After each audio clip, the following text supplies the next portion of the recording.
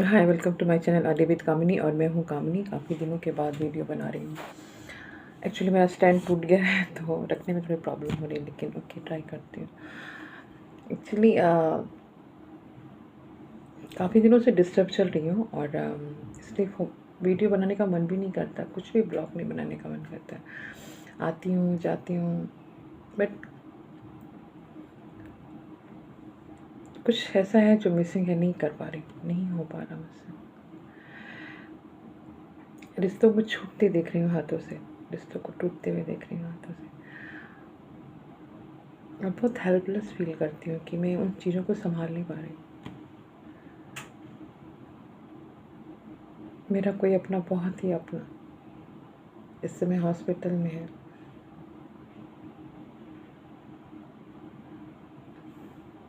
पर मैं उनके लिए भी कुछ नहीं कर पा रही हूँ।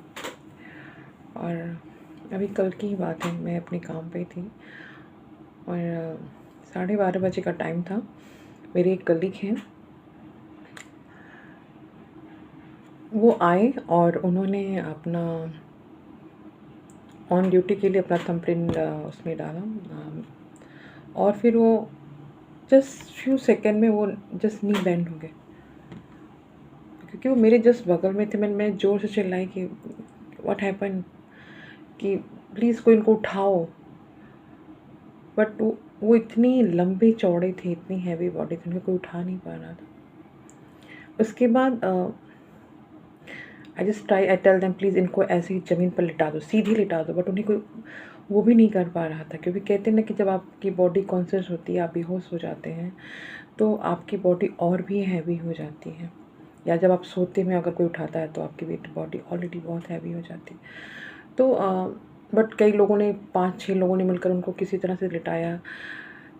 मैंने क्विकली एम्बुलेंस को कॉल किया कि मेरा मैनेजर मेरा मुंह दिखा था, कि मैंने उनको कॉल किया कि मैंने मैनेजर को बताया कि मैं जा रही कॉल करने। मैंने कॉल किया एम्बुलेंस, मुझे मुझे एम्बुलेंस कॉल करने की नंबर नहीं याद आ रहा था, इतनी मैं पैनिक हो चुकी थी।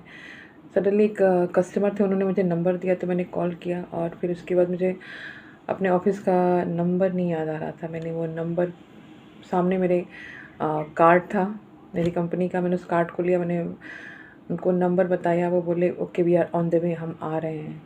तो मैंने कहा कि ओके, आप जब तक आ रहे हैं, इन्हीं कुछ सजेशन कि मैं कुछ करूँ इनके लिए, कुछ इनको इनके सपोर्ट के लिए। तो उन्होंने कहा जस्ट ट्राई टू, उनके स्टमक पे हाथ रखो, देखो कि कुछ मूवमेंट है कि नहीं है।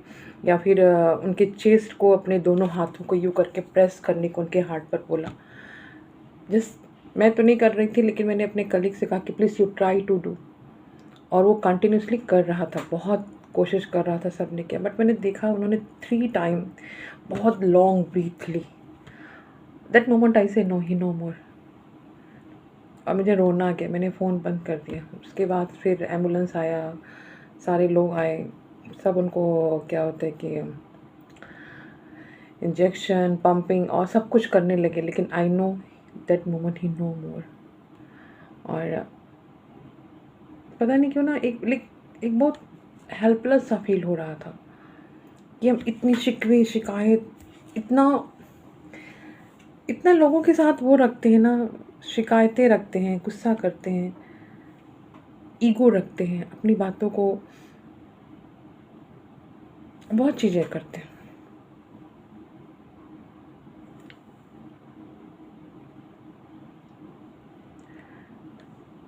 एक पल में ज़िंदगी ख़त्म हो जाती है, कुछ नहीं बचता।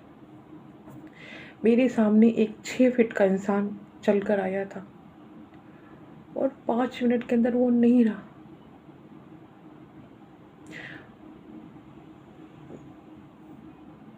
वो जस्ट मेरे सामने खड़ा था।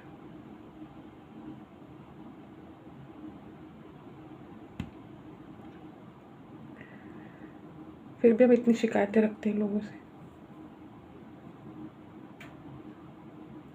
रिश्तों को बनाने की बजाय तोड़ने में, बिगाड़ने में बहुत अच्छा लगता है। हम क्यों यूँ नहीं समझते कि मुझे मुझे किसी की ये बात याद आ रही जो कि भोजपुरी में था, कहा गया था कि मूंदो आँख कहीं कुछ नहीं। एक बार आँख बंद करने के बाद सारे गिले शिकवे, सारी चीज़ें ख़त्म हो जाती हैं। यहाँ तक कि लोगों को आपकी बुराइयाँ भी भूल जाते हैं, फिर आप लोग आपके बारे में सिर्फ़ अच्छा ही बातें करते हैं। तो हम जीते जी ये काम क्यों नहीं कर लेते? हम 4 कंधों का इंतज़ार क्यों करते हैं? मैं कल से बहुत डिस्टर्ब हूँ, मैं चाहकर भी मैं सो नहीं पा रही हूँ। मेरे सर में बहुत दर्द है।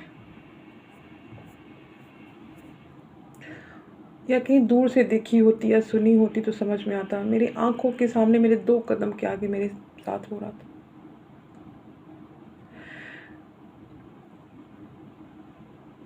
मैं चाहती भगवान से मनाती, भगवान उनकी आत्मा को शांति दे।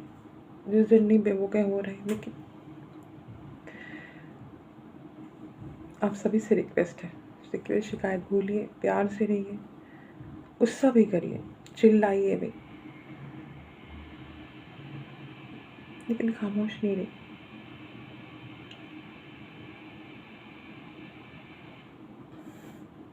बाय।